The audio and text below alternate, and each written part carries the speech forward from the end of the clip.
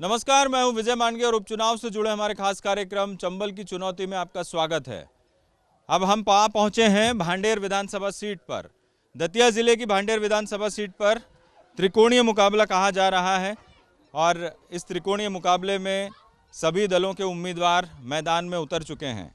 इस समय मैं भांडेर विधानसभा क्षेत्र में आने वाले बालाजी धाम मंदिर में हूँ और इस मंदिर की विशेषता ये है कि यहाँ से एक नदी गुजरती है और उस नदी में यदि आप नहाते हैं तो सारे चर्म रोग दूर होने का यहाँ के लोग ऐसा दावा करते हैं।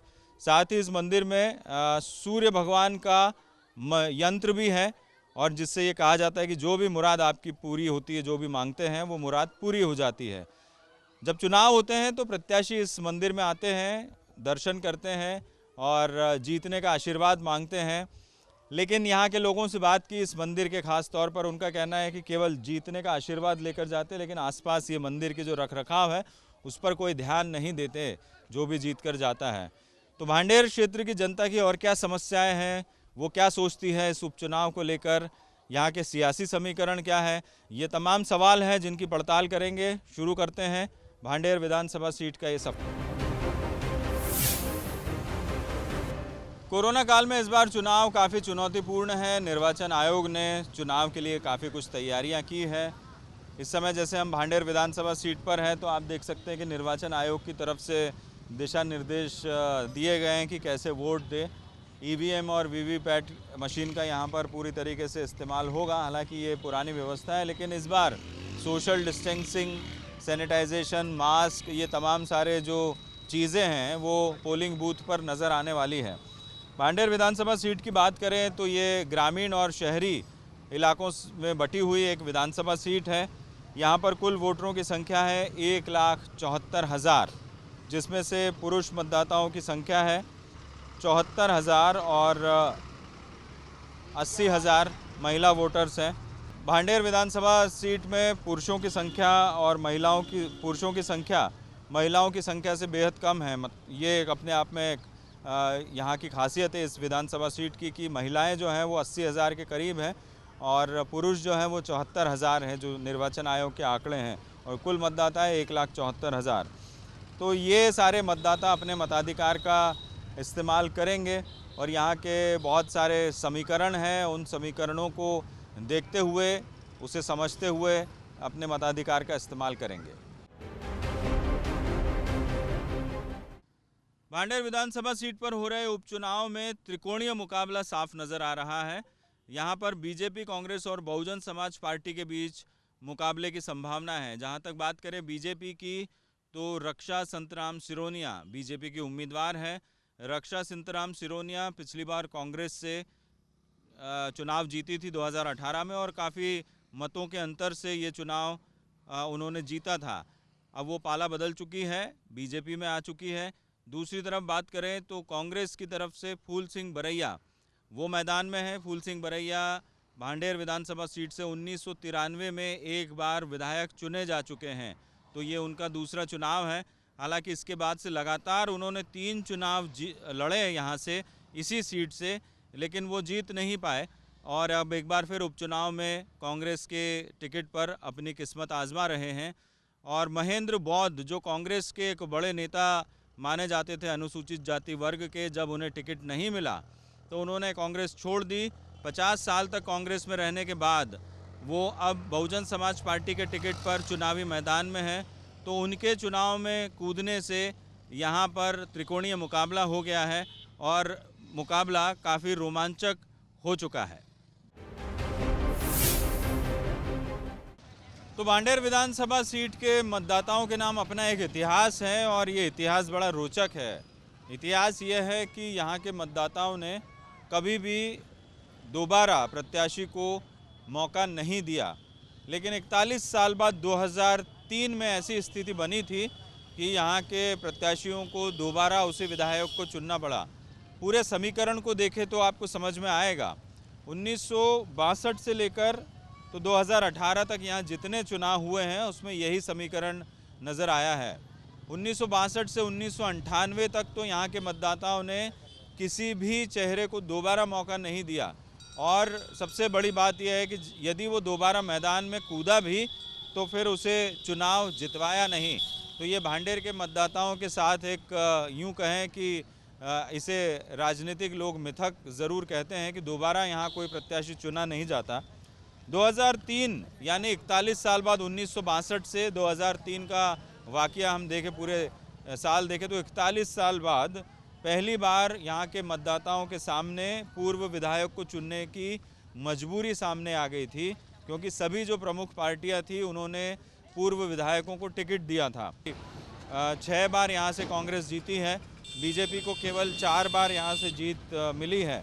1951 से 2018 तक के चुनाव में देखें तो कांग्रेस ने 1980, 1985, 1993 और 2018 का चुनाव जीता, जबकि बीजेपी के पूरन सिंह पलैया 1990 में पहली बार बीजेपी का खाता यहाँ पर खुला था और बीजेपी को जीत मिली थी। लेकिन अगले 2 चुनाव बीजेपी का कोई भी कैंडिडेट यहाँ से जीता नहीं। 1993 में कांग्रेस के प्रत्याशी चुनाव जीते और 1998 में फूल सिंह बरैया चुनाव जीते। 2003, 2008 और 2013 ये वो चुनाव थे जहां बीजेपी ने लगातार 3 साल तक, 15 साल हम कह लें कि यहां पर भांडेर विधानसभा सीट पर अपनी उपस्थिति दर्ज करवाई है। लेकिन बीजेपी तो चुनाव जीतती रही, मगर प्रत्याशी हमेशा नया चेहरा यहाँ पर मैदान में उतरता रहा। तो ये एक बड़ा दिलचस्प यहाँ से वाकया जुड़ा हुआ है। अब 2018 में रक्षा संतराम सिरोनिया यहाँ से चुनाव जीती थी, वो बीजेपी के टिकट पर हैं। सबसे अहम बात यही है कि 2 चेहरे जो है वो पहले भी यहाँ से चुनाव जीत चुके हैं, तो इस बार मतदाता क्या करेंगे, चर्चा का सवाल है, चर्चा का विषय बना हुआ है भांडेर के मतदाताओं के बीच।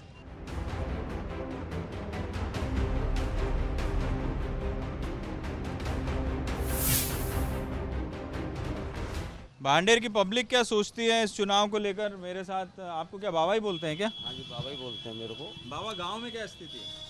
गांव में तो ये है, क्योंकि मैं यहाँ जूता वूता जोड़ता हूँ तो सभी गांव के लोग बाग यहाँ आते भी हैं और उनसे थोड़ा रुझान भी मिलता है। लेकिन टक्कर दोनों में ही है, बीजेपी और कांग्रेस में ही। आप क्या सोचते हो? अब हमारी नज़र में तो ये है कि आज के टाइम पे जनता तो सुसंत विधायक को चाहती है, ना कि ऐसे को नहीं चाहती। हालांकि देखो, दल इन्होंने भी बलदा, दल उन्होंने भी बलदा, हालांकि कोई विधायक मंत्री किसी गरीब को तो कुछ देता नहीं है। सिर्फ क्या चाहती है गरीब जनता के थोड़ा कभी कुछ कष्ट पड़ जाए और हम आपके शरणों में जाएं तो हमारी सुनवाई होए। लेकिन यहाँ क्या है कि आज दिन तक जितने विधायक बने हैं, फोन रखा हुआ है, सर जी की कॉफ़ी चल रही है, गरीब जनता बाहर पहुँचती है हम जैसी कोई समस्या लेके, वो साहब अभी सो रहे हैं। साहब अभी बाहर गए हुए भोपाल और साहब अंदर डबल बेड पे आराम से विश्राम कर रहे हैं। उन्हें जनता से कोई लेना देना नहीं है। तो यहाँ तो अभी तक जितने विधायक बने उन्होंने यही करा है। आप बोल रहे थे यहाँ मिक्सिंग हो गई, तो ये मिक्सिंग आप लोगों को कैसी लगती है? मिक्सिंग में बीजेपी भी आ सकती है, कांग्रेस भी आ सकती है। अब बरैया वो महमूद भी आ गया, अब क्या कह सकते हो, महमूद भी ले जाए। हरिजन वोट बैंक जिधर जाएगा उधर का वो रिस्पॉन्स मिलेगा ज़्यादा। जैसे ओबीसी है और सामान्य तो है, 50-50 हो जाता है वोट। कोई ओबीसी वाला दे देता है, ओबीसी वाले को दे देता है। मतलब वो तो मिक्सिंग चलता है, मतलब आधा आधा हो जाता है, कहीं 40-60 का रेशियो। लेकिन मेन है वोट बैंक चलेगा हरिजन पे। हरिजन जिस साइड झुकेगा उधर हार जीत का पलड़ा वाली को। क्या यहाँ इस विधानसभा में भी ऐसी वोट बैंक और जातिगत की विकास के मुद्दे पर वोट नहीं पड़ते क्या? नहीं, विकास के मुद्दे पे क्या 15 महीने में क्या विकास के मुद्दे पे पड़ेंगे वोट? 15 महीने में कुछ विकास हुआ हो जब ही तो पढ़ेंगे। वो तो जाति बात पर ही चलते हैं इधर तो वोट। तो यहाँ विकास के बारे में तो विधायकों की ये राजनीति रहती है कि जल्दी जल्दी जनता का समेटो और अपना वेयर हाउस बनाओ। और दूसरा कहता है अपने लिए एक सफारी लाओ बढ़िया वाली, क्योंकि इस भांडेर के रोड में गड्ढे थोड़े ज़्यादा आएंगे। वो सस्पेंशन गाड़ी है, उसमें आराम से जा पाएंगे। तो यहाँ के विधायकों की तो यही सोच रहती है। उद्योग वगैरह नहीं है, ये सबसे बड़ी समस्या है क्या यहाँ? हाँ, मेन सबसे बड़ा यहाँ पे क्या है कि जो नव युवाओं के लिए मेन क्या है कि उद्योग नहीं है यहाँ पे। सबसे बड़ा जो अपने जो बेरोजगार हैं यहाँ पे क्या है कि जहाँ तक जो छोटे वर्ग के लोग हैं वो क्या है कि ज़्यादातर बाहर की तरफ भागते हैं। अब क्या यहाँ पे रोजगार नहीं है तो लोग बाहर घर बार छोड़ के बाहर जाते हैं अपना। रोजगार एक समस्या, एक पोस्टर में दिखाना चाहता हूँ, बेटा हटना। ये जन संघर्ष वाहिनी भांडेर, मैं भांडेर में उद्योग लगाने का समर्थन करता हूँ, चाहे कोई दल हो, भांडेर में उद्योग लगाने पर बल हो। ये जन संघर्ष वाहिनी ने यहाँ पर ये पोस्टर लगाया और बता रहे हैं कि 2-4 महीने पहले ही ये पोस्टर लगा है। अब भाई जनता तो वैसे गुड़ की मतलब मक्खी की तरह है भाई साहब जी, जिस प्रकार गुड़ करता है भाई जमीन पे मक्खी चिपक जाती है जनता भाई साहब, कहती कुछ है करती कुछ है भाई साहब, दिखाती कुछ है। आज आप पे हाथ धरा और पीछे बगल वाले का खाते हैं, मतलब एक बता जनता के ऊपर धरा है इन लोग।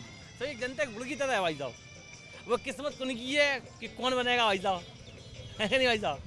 तो ये आप कितने सालों से कर रहे हैं तो कारोबार? अभी क्या साल 2-3 साल से। तो आपकी ज़िंदगी में कुछ बदलाव आया है कि ये चुनाव राजनीति इन सब? सर राजनीति से मैं दूर रहता हूँ, राजनीति कभी किसी की हुई नहीं है भाई साहब आज। हाँ, कोई किसी का नहीं होता भाई साहब, सब अपने फायदे के लिए करते हैं सर।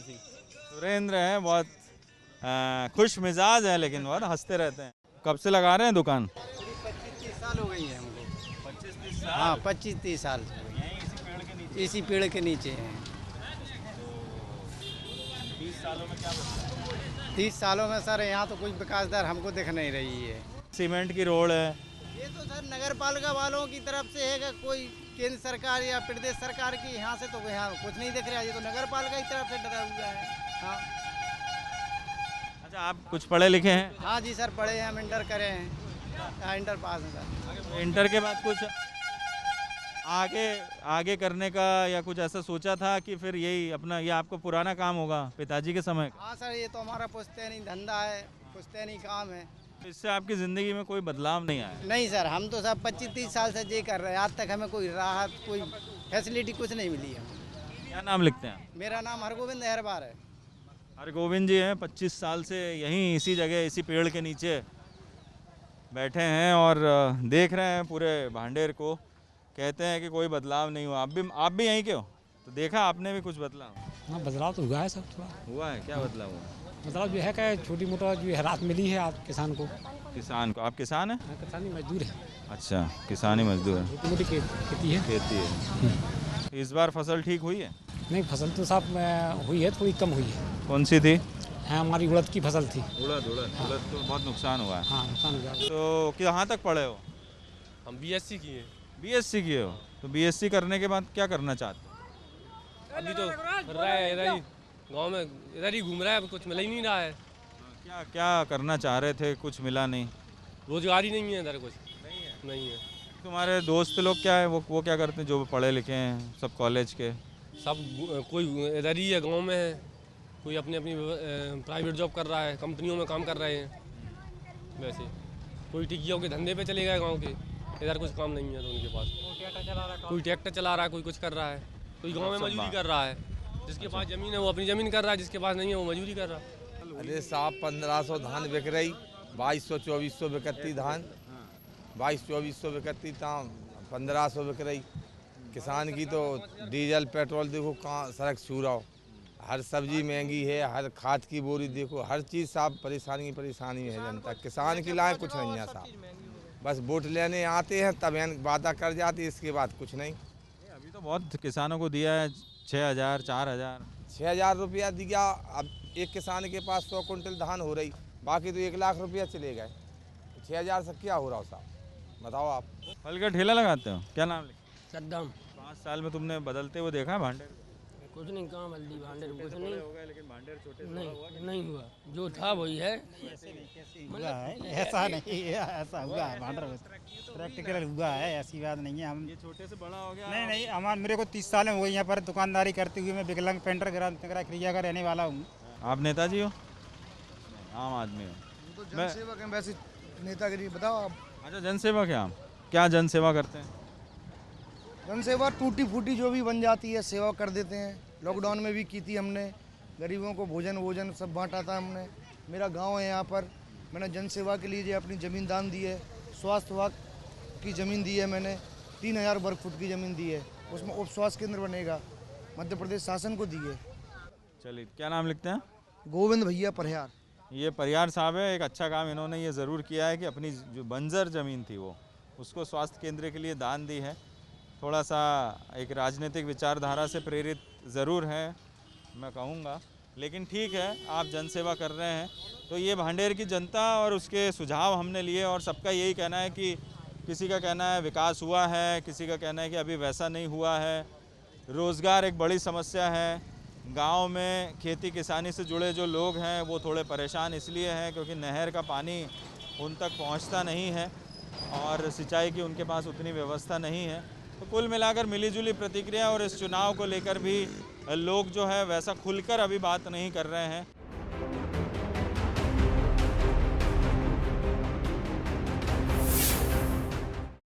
इस समय हमारे साथ भांडेर विधानसभा सीट के कांग्रेस के प्रत्याशी फूल सिंह बरैया जी मौजूद हैं। फूल सिंह बरैया भांडेर विधानसभा सीट से 1998 में विधायक रह चुके हैं और बहुजन समाज पार्टी के टिकट पर वो चुनाव जीते थे और अब कांग्रेस के टिकट पर चुनावी मैदान में हैं।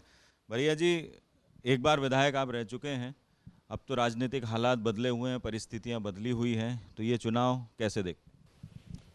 ये चुनाव देश बचाने का चुनाव है, संविधान बचाने का चुनाव है, लोकतंत्र बचाने का चुनाव है। अगर ये चुनाव कांग्रेस पार्टी जीतेगी तो संविधान बचेगा, देश बचेगा, लोकतंत्र बचेगा, भारत के नागरिकों के हक अधिकार बचेंगे। मैं इस दृष्टि से इसको देख रहा हूँ। फिर वो जो दल बदल हुआ है, क्या उसका मुद्दा यहाँ पर नहीं है? ये इलेक्शन सिरोनिया का इलेक्शन नहीं है। जनता सिरोनिया के नाम लेकर के ये मानती नहीं है कि ये भी चुनाव लड़ रहा है, और अगर ज़बरदस्ती बीजेपी मान लो लड़ा रही है तो वो ये कह रहे हैं कि हम इसको वोट नहीं देंगे। तो इसलिए ये इलेक्शन उसका नहीं है, ये इलेक्शन है यहाँ पर सरकार का। पिछली बार कांग्रेस बड़ी लीड से जीती थी, जो रक्षा संतराम सिरोनिया, तो वो कांग्रेस का वोटर था या फिर उनका पर्सनल वोटर था, और इस बार आप कांग्रेस से उम्मीदवार हैं तो क्या वो उतनी ही लीड रहेगी या फिर क्या कुछ रहेगा? भारतीय जनता पार्टी ने जनता के साथ वो अन्याय किए हैं और जनता को बहुत ही बुरी स्थिति में पहुंचा दिया। तो भारतीय जनता पार्टी के खिलाफ माहौल था, माहौल है, भविष्य में आने वाले समय में भाजपा के खिलाफ माहौल बढ़ रहा है।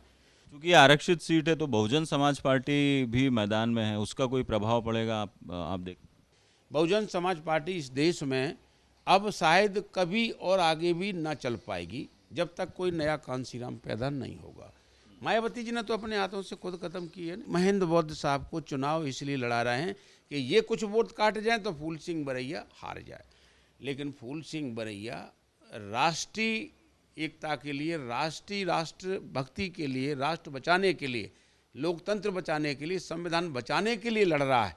मैं कोई ऐसे सरकार के अधिकारी और मंत्री फूड़ तरीके से काम करने के लिए इलेक्शन नहीं लड़ रहा हूँ। तो आपको जो है, चूंकि आप कांग्रेस में शामिल हुए, तो कांग्रेस के जितने कार्यकर्ता हैं, पहले कुछ असंतोष के स्वर सुनाई दिए थे, लेकिन अब क्या सब स्थिति ठीक है? देखिए, ये सब भारतीय जनता पार्टी खबरें फैलाती है। भारतीय जनता पार्टी की एक र्यूमर फैलाने की विंग भी है। भारतीय जनता पार्टी आज कोई अफवाह फैलाएगी, कल कोई फैलाएगी, परसों कोई फैलाएगी। उसमें ये भी एक अफवाह थी कि कांग्रेस ही प्रचार नहीं कर रहे। कांग्रेस ही प्रचार नहीं कर रहे तो फूल सिंह बरैया कैसे सब जगह पूरी विधानसभा में घूम गया है? कांग्रेस के नेता सभी लगे हैं, सभी मेहनत कर रहे हैं। चलिए, तो ये फूल सिंह बरैया साहब कांग्रेस के टिकट पर उम्मीदवार है, चुनाव लड़ रहे हैं और कहते हैं कि लोकतंत्र बचाने का ये चुनाव है और भांडेर की जनता कहीं ना कहीं लोकतंत्र बचाने के इस काम में उनका ज़रूर सहयोग देगी। और इस समय हमारे साथ है भारतीय जनता पार्टी की प्रत्याशी रक्षा सिरोनिया जी। ऐसे कौन से काम थे जो आप चुनाव जीतने के बाद क्षेत्र में करवाना चाहती थी, लेकिन उस सरकार में वो काम नहीं हुए और अब जाकर जो है आप फिर चुनाव लड़ रहे? 20 साल से भांडेर विधानसभा में कोई कार्य नहीं हुआ था, पिछड़ा बहुत है। तो मेरा भी ये था कि मुझे 41,000 से जिताया गया तो मैं कुछ अच्छा कर सकूं, जिससे जनता को ये लगे कि 20 साल बाद सरकार आई है तो कुछ अच्छा हो। पर मैं कुछ नहीं कर पा रही थी। छोटे छोटे काम थे, न बिजली, पानी, रोड और स्टेडियम का भी चल रहा था, वो भी चीज़ें नहीं हो पा रही थी। तो मैंने इस चीज़ों से इस्तीफा दिया। जी, अच्छा, जो कांग्रेस लगातार एक सवाल उठा रही, न केवल इस विधानसभा में बल्कि पूरे 28 विधानसभा में, कि दल बदला गया है और बिकाऊ नहीं टिकाऊ, ये तमाम सारे मुद्दे हैं। इन्हें किस तरीके से आप जनता के बीच पहुंच रही है, उन्हें क्या कह रही है? पार्टियां हैं, पार्टियों में तो विपक्ष पक्ष का होता ही रहता है, ये तो चलता रहता है कि और एक दूसरे को तानाकाशी भी करते रहते हैं। पर मैं ये सोचती हूँ कि मेरे लिए जनता भगवान है और जनता जो मुझे पहले जनता ने आशीर्वाद और विश्वास दिया था, मेरे साथ जनता आज भी है और आशीर्वाद और विश्वास मुझे बिल्कुल दे रही है। और मैं जहाँ भी जाती हूँ मुझे पूरा सम्मान मिल रहा है। मैं भारतीय जनता पार्टी में आई हूँ, संगठन का भी पूरा छोटे से छोटा कार्यकर्ता और बड़ा कार्यकर्ता मेरे साथ है और मैं इतना ही कहूँगी कि जनता का मेरे पर विश्वास है। अच्छा, बीजेपी में चुनाव लड़ने का तरीका कुछ अलग होता है, पूरा संगठन लड़ता है, वो आप महसूस करती है? नहीं, मेरे लिए बिल्कुल बराबर है और उन्होंने मुझे कभी परिवार से अलग नहीं समझा है। मैं जिनसे इस परिवार में आई हूँ, मेरे लिए सब छोटे बड़े कार्यकर्ता खड़े हैं और उनके यहाँ संगठन है, बहुत अच्छा है, अच्छा कार्यकर्ता है, सभी लोग लगन से काम कर रहे हैं। तो रक्षा सिरोनिया जी, और उन्हें साफ तौर पर उनका कहना है कि उम्मीद है जीतेंगी और बीजेपी संगठन जिस तरह से चुनाव लड़ता है उससे वो प्रभावित भी है, क्योंकि यहाँ संगठन चुनाव लड़ता है और जो विकास के काम उनके अधूरे रहे थे, अब बीजेपी में आने के बाद यदि वो चुनाव जीतती हैं तो वो ज़रूर पूरा करेंगे, ऐसा उनका दावा है।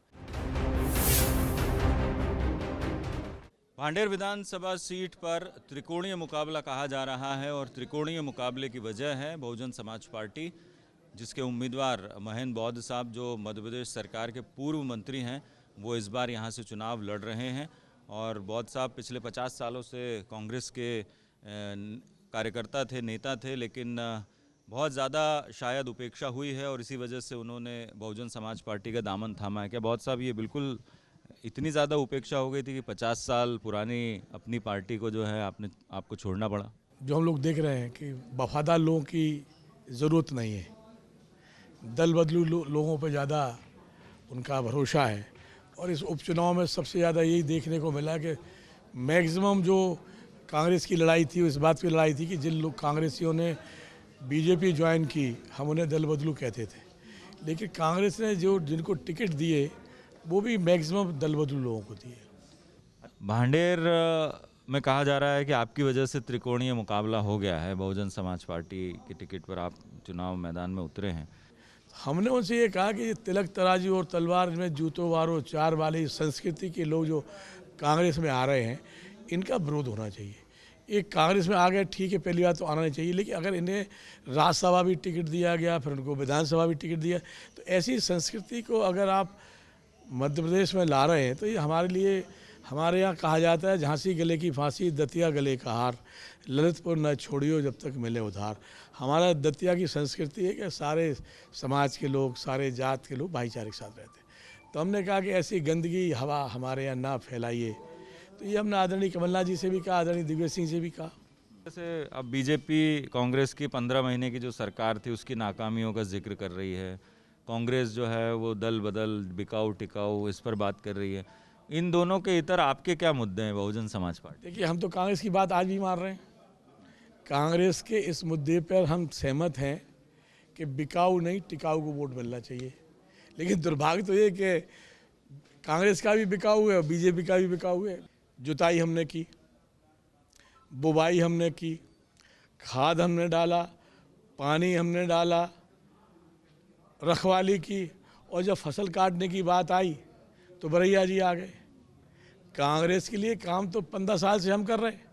पार्टी के नेताओं को लगा क्यों नहीं कि आप मेहनत कर रहे हैं? क्या आप उनको कन्विंस नहीं कर पाए या फिर दिखाई नहीं दिया? ऐसा हुआ क्या? क्यों आखिरकार बाहरी को लाना पड़ा? 12 तारीख को जब दिग्विजय सिंह जी दतिया में थे, इत्तेफाक से हमारे घर आए थे, खाना भी था, हमने उनसे भी मंच से पूछा था कि माननीय जी हमें इतना बता दो कि हमारी एफिशिएंसी में कमी रही, हम क्या करप्ट हैं, हमें कोई कमियां हैं। टिकट हमारे 6 कटे, 6 कटने का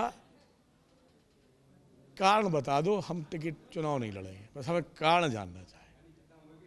अगर कारण ये है कि हम अलीगढ़ मुस्लिम यूनिवर्सिटी के पढ़े हुए स्टूडेंट हैं, अगर कारण ये है कि हम युवा अवस्था में हम लोग ज़मीन के नेता हैं, अगर हमारा कारण ये है कि हम दलित वर्ग में इतने पढ़े लिखे लोग और इतने ना दबने वाले हैं, तो उसका हमें नुकसान उठ रहा है।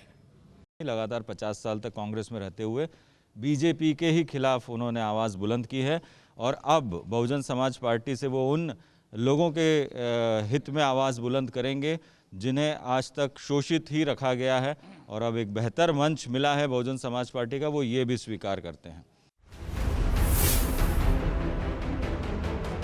भांडेर विधानसभा सीट पर मुकाबला रोमांचक है, रोचक है और त्रिकोणीय मुकाबला कहा जा रहा है। लेकिन सबसे बड़ी बात यह है कि यहाँ पर जो इस सीट से मिथक जुड़ा हुआ है कि मतदाता दोबारा किसी को मौका नहीं देते, तो उससे थोड़ा सा प्रत्याशियों के मन में एक चिंता तो नज़र आती है कि आखिर होगा क्या। लेकिन सभी लोग कॉन्फिडेंट हैं और कोशिश कर रहे हैं मतदाताओं तक पहुंचने की। चूँकि आरक्षित सीट है इसलिए यहाँ पर कोई जातीय समीकरण वैसे हावी नहीं रहते जैसे बाकी सीटों पर रहते हैं। तो यहाँ पर वो जो इतिहास है, जो भांडेर की मतदाताओं ने एक इतिहास बनाया था दोबारा न चुनने का, वो टूटेगा या फिर वो कायम रहेगा, बहुत सारे सवाल हैं। 3 नवंबर को जब वोटिंग होगी तब भांडेर की जनता अपना फैसला देगी और 10 नवंबर को वो जो फैसला होगा वो सामने आएगा कि क्या आखिरकार इस क्षेत्र की जनता ने फैसला दिया है। कैमरामैन अश्विन के साथ विजय मांडगे, बंसल न्यूज़।